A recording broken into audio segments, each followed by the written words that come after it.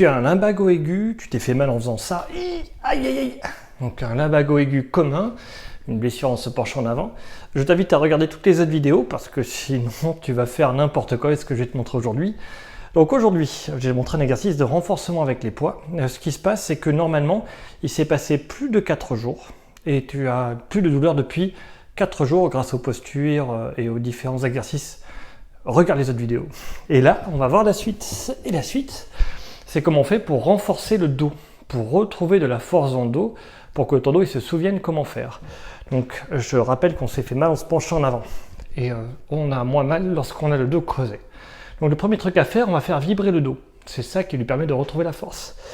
Et donc, moi, je prends cette position relativement stupide. Vous allez voir. Je plie les jambes. Je garde le dos creusé, tac, les pieds sont à la largeur des épaules. En gros, je fais ça avec mes pieds, vont tomber comme il faut, un peu plus que la largeur des épaules, un peu sur l'extérieur.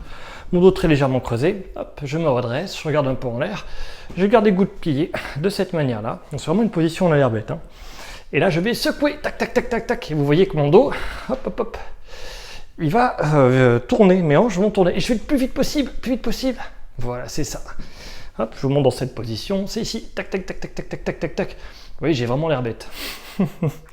Ça, c'est la première manière de le faire qui est le plus facile. Alors, moi, j'ai pris des poids de 3 kg parce que ça va. Mais pour commencer par des poids de 1 kg, si vous n'avez pas de poids, prenez des bouteilles d'eau de 1 kg. 1 kg, c'est 1 litre. Une bouteille d'eau d'1 litre. L'autre position, c'est pareil. Largeur des épaules un peu plus, les pieds sur l'extérieur. Hop, je fléchis mes genoux, je creuse mon dos, je me relève.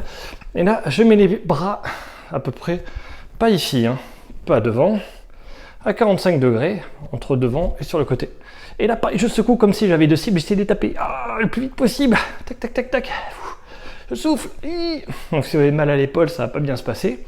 Et pour éviter, si vous avez des névralgies, d'avoir mal à la nuque, il faut lever un peu et regarder un petit peu en l'air. Tac, tac, tac, et je secoue. Voilà un peu l'idée. Donc là, c'est les vibrations du dos. Plus c'est ici, plus c'est haut, plus il y aura de pression. Plus c'est en bas, moins il y aura de pression.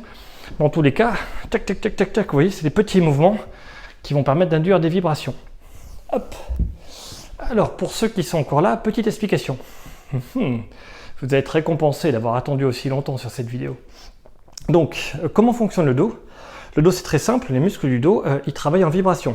Dès qu'on est allongé, ils s'inactivent, ils ne travaillent pas. Je parle des muscles qui maintiennent le dos, ceux qui sont collés vraiment au dos, les muscles des gouttières, on dit. Et donc ces muscles-là ne fonctionnent qu'en vibration et que lorsqu'on est debout.